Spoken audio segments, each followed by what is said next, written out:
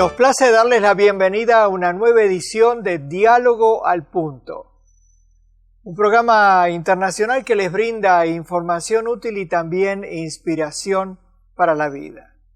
Nuestro invitado de hoy es Carlos Acosta, pastor principal de la Iglesia Adventista Hispanoamericana de Los Ángeles, California. Bienvenido, pastor. Gracias, doctor. Vamos a disfrutar del diálogo para que muestra cómo Dios actúa en la vida de los seres humanos, el poder transformador que Dios tiene en nuestra experiencia. Y sé que esta historia los va a impactar, por eso los invito a que inviten a los jóvenes de su casa a que también se acerquen a la pantalla para escucharla.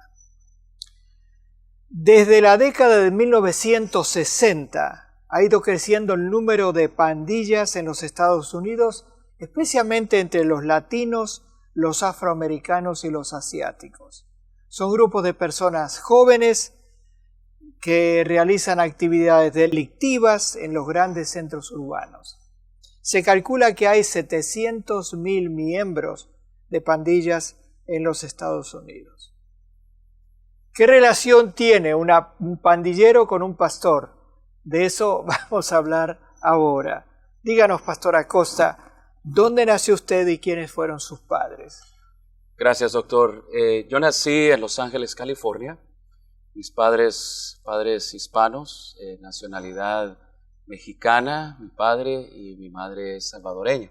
¿Cómo se llaman ellos? Mi madre se llama Catalina. Ajá. Y mi padre se llama Eliseo Acosta. Bien. ¿Y en qué contexto social pasó usted sus primeros años de vida? Bien, yo crecí en el área de Los Ángeles, en el este de Los Ángeles, y el contexto social pues es un contexto donde la inmigración en aquellos años, los fines de los 70s, principios de los 80s, donde el influx de la inmigración era bastante. Mis padres ambos dejaron sus países para poder buscar mejores lugares y llegaron a los Estados Unidos, en el área de Los Ángeles, en el área del MacArthur Park, es un parque muy conocido. Sí. Y mis padres, pues siendo de bajos recursos, obteniendo ellos trabajos, ¿verdad? Sencillos, de labores sencillas. Papá, él era dishwasher. Ajá. Y cook, y mamá cuidaba a niños. Y nosotros vivíamos en lo que le llamamos los proyectos, o lo que se le llaman housing projects en Los Ángeles, de bajos recursos en la calle Olympic y la Lorena Street, allí en el este de Los Ángeles. Ese era el contexto social donde yo nací y crecí. ¿Tenían convicciones religiosas sus padres? Mis padres, ellos llegaron de sus países, tenían un trasfondo religioso, un background religioso diferente cada uno de ellos, pero no conocían del adventismo. El adventismo llegó a nuestra vida un poquito más adelante, pero ellos simplemente vinieron a buscar un lugar donde vivir, trabajar y buscar una mejor vida y un futuro. Ahora, esta era una zona de pandillas, ¿verdad? En una zona de peleas, de luchas, no era una zona tranquila. En el este de Los Ángeles nosotros podemos encontrar un historial mucho más previo, como usted lo mencionó al inicio, desde los años 60, con la cultura de Estados Unidos, especialmente el trasfondo del racismo, sí, donde los afroamericanos, y también hubo un periodo de la historia hispana, latina, aquí en Estados Unidos, que experimentó una serie de backlash racismo, ¿no? Y las pandillas pues ya permeaban. Nacieron principalmente para poder defenderse del ataque al racismo, sí. Pero finalmente la pandilla ahí en esa área permeaba vamos a decir, los veteranos, ya los pachucos, sí. Esos eran nuestros role models, sí, los que ya estaban mayores. Así que una nueva generación de pandilleros estaba creciendo en los años 70s, 80s, y es el ambiente donde comencé yo a crecer. Y sus papás, me imagino, estaban preocupados por ese contexto donde se criaba su hijo joven. Pues papá no conocía el evangelio y él Papá entró en el ambiente, vamos a decirlo, de ese momento. Papá estaba joven, mi mamá tenía 19 años cuando me dio a luz. Sí. Papá, ella lo conoció un poquito más adelante, cuando ella tenía unos 20 años, yo tenía 1 año de edad. Y papá entró también en el ambiente, digamos, joven, carros, macanas, cadenas. Sí. Él le gustaba mucho el boxeo, así que creaba el ambiente donde él creció allí mismo en los proyectos. Y bueno, estoy seguro que tiene una preocupación, pero no fue tan latente en él como mucho después. Ajá. Fue cuando ya estaba yo en la adolescencia. Ahora, en cierto momento sus papás van a México y ahí usted tiene una experiencia nueva, algo que lo impacta, me contaba usted. En el año 85, donde se comenzó a escuchar que se iba a dar una amnistía por Ronald Reagan, presidente de aquellos tiempos, papá y mamá decidieron juntamente con mis tíos de llevarnos a México y dejarnos allá con la abuela para ellos regresar, juntar dinero y meter los papeles y así poder obtener la amnistía. Y fue allí donde, en ese contexto, teníamos un choque cultural. Yo hablaba más inglés, yo crecí en guarderías, mamá tenía que trabajar de las 5 de la mañana, papá también, así que yo hablaba más inglés, mis hermanos también estaban muy pequeños, y regresamos y fuimos a México, donde el tiempo literalmente regresó unos 30, 40 años. La tecnología y todas las cosas que existían aquí no era igual, así que regresamos y ahora me integraron a la escuela allá y tenía yo que estar ahora en aquella cultura, pero sí algo difícil sucedió en mi vida en ese periodo de separación por la inmigración. Y fue algo que creó en usted algunos sentimientos negativos. Correcto, doctor. Voy a mencionar esto como el punto central de lo que pasó en mi vida. Esta separación de inmigración que tuvimos por la inmigración, dos palabras que a mí me recuerdan y me traen mucho conflicto, vamos a decirlo así, sentimientos negativos, es la migra y los papeles. Uh-huh. Porque esa fue la razón que mis padres nos tuvieron que dejar. Yo no comprendía esa razón.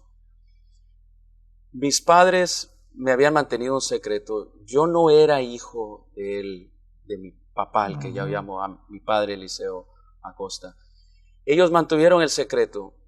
Yo nunca vi una diferencia de tratamiento de él hacia mí, sino simplemente él me dio su nombre, tuvieron más hijos y nunca tuvieron la necesidad de hablar por qué yo había nacido de otra persona, perdón, mi padre había sido otra persona. Uh-huh. Pero hubo una maestra en el 6º grado de primaria que ella me descubrió este secreto. Destruyó mi vida. Me contó la verdad, pero me la contó mezclada con mentiras. Destruyó ella, hizo un trabajo de unos 2 años de destruir sistemáticamente mi vida, mi identidad. Me destruyó, ella me mencionaba, tu padre, mira, él no es tu papá, es una mentira, tu madre te tuvo no sé de quién. Hablaba cosas feas de ella, me hacía llorar y yo sufría mucho cuando me contaba. Qué cosa triste decirle a un chico que está en la etapa de formación, de establecer su identidad. Ahora, volviendo a esta zona de los pandilleros, ¿qué tipo de actividades realizan ellos para mantenerse unidos, para protegerse? Háblenos un poco de lo que hacen ellos. Pues en realidad todo inicia sinceramente como una manera de crecer, de protegerse por el área en que uno vive. Uh-huh.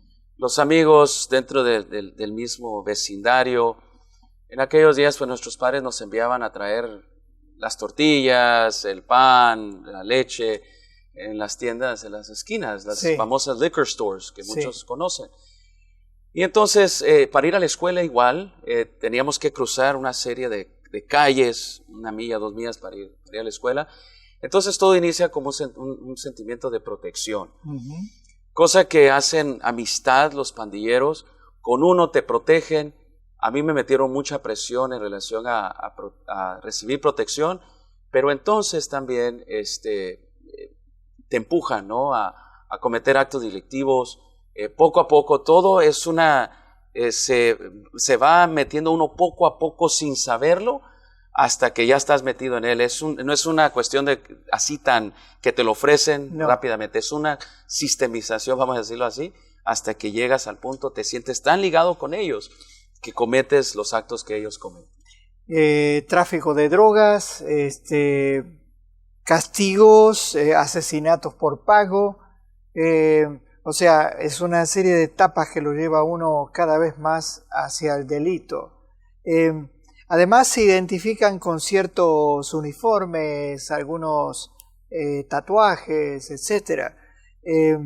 Incluso marcan las paredes. Yo a veces he viajado por estas zonas y uno ve en las paredes los símbolos. Aquí tenemos una imagen de un grupo de pandilleros de Los Ángeles con sus distintivos. Es un ambiente de protección, pero que se va volviendo delictivo. ¿Cómo reclutan ellos a los nuevos miembros? Bien, es un sistema, y lo voy a mencionar en términos que quizá algunas personas pueden familiarizarse. Es como darte estudios bíblicos.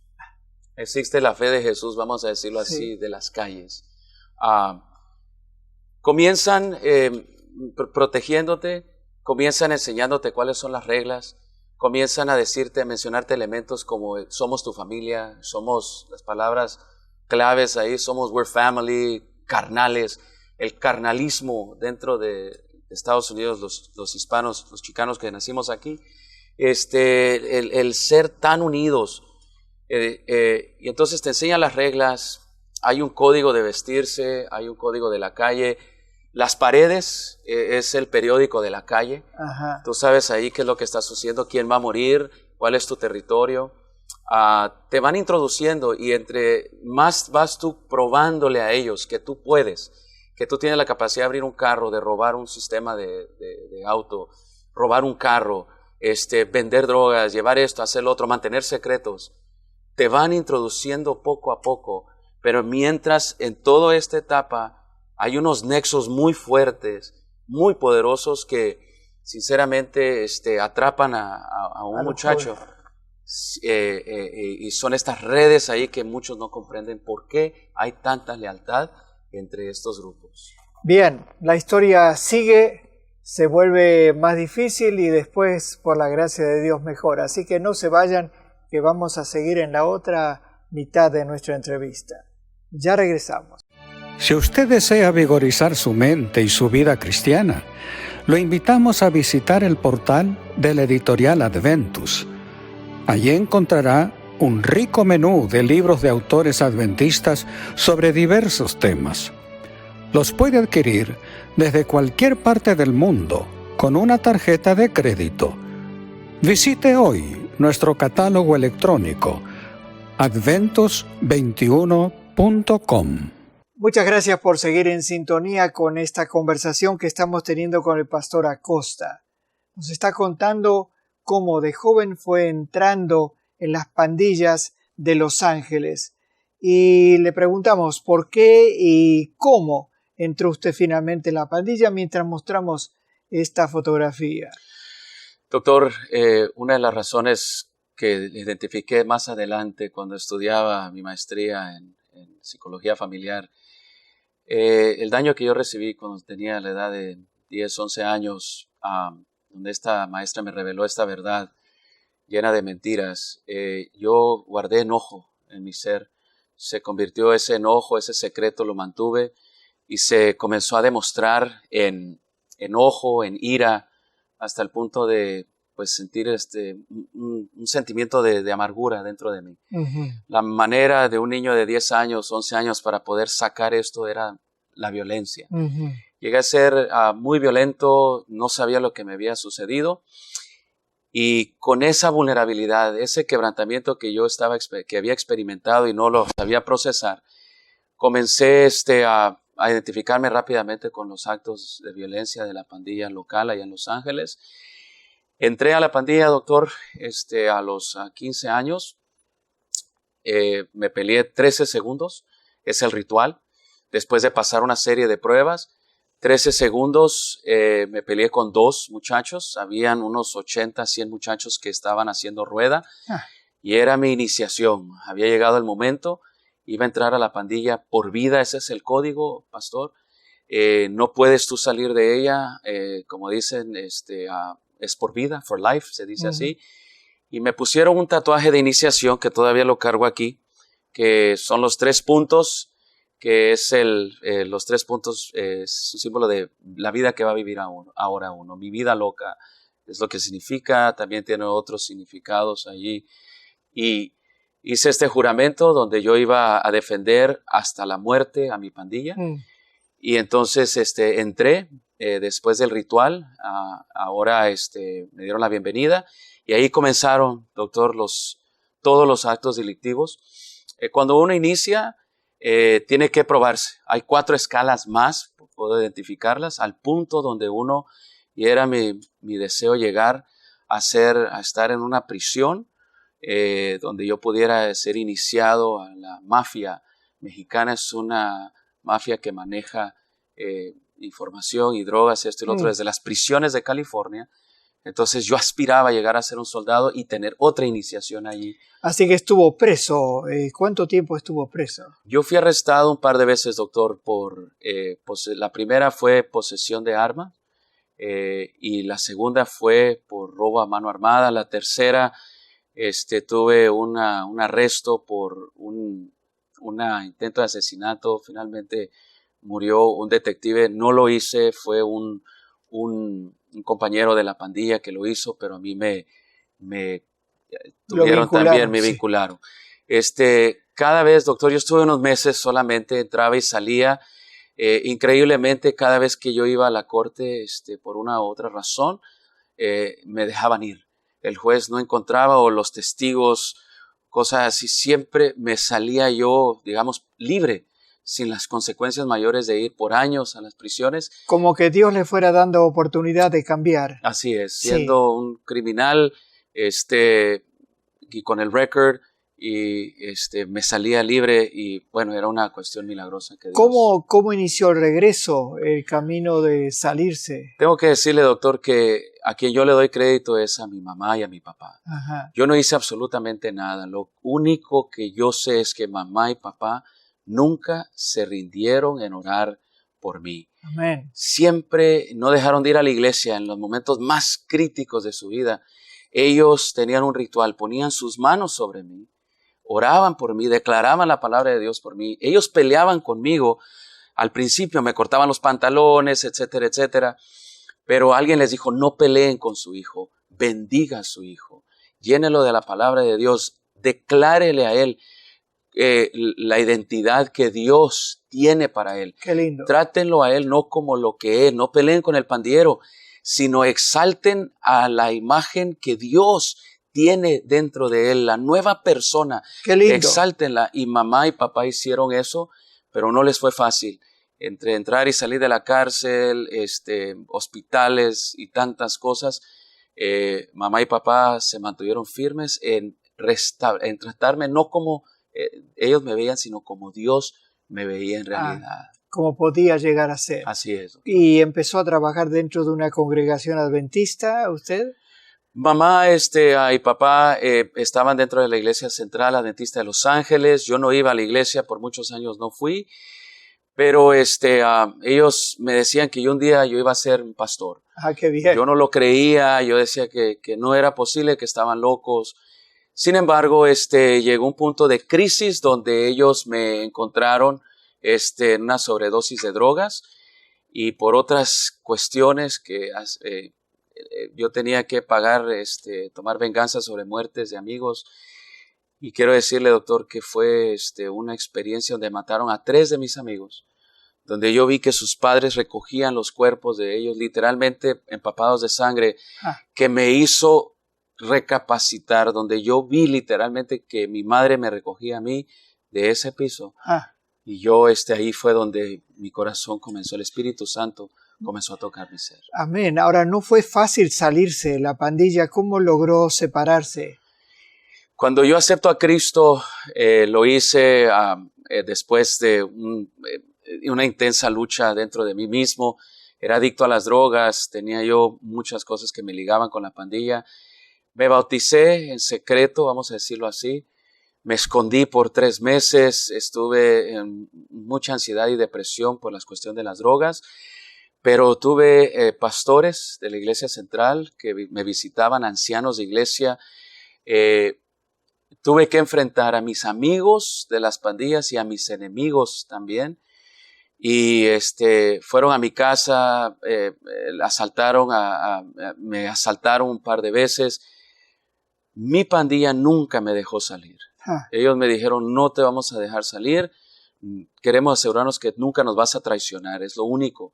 Y yo tuve que estar ahí, doctor. Después de los 3 meses fui, tuve que estar con mi pandilla, así con corbata y traje y mi Biblia, y les predicaba a ellos, hablaba con ellos, no fue algo fácil, pero tuve que demostrarles que yo realmente era ahora un cristiano y que no estaba yéndome a otra pandilla. Bien. Sucedieron muchas otras cosas con mis enemigos que trataron de matarme también, pero Dios, a través de esto, encontré que Él es más poderoso para enfrentar las batallas. Gloria a Dios.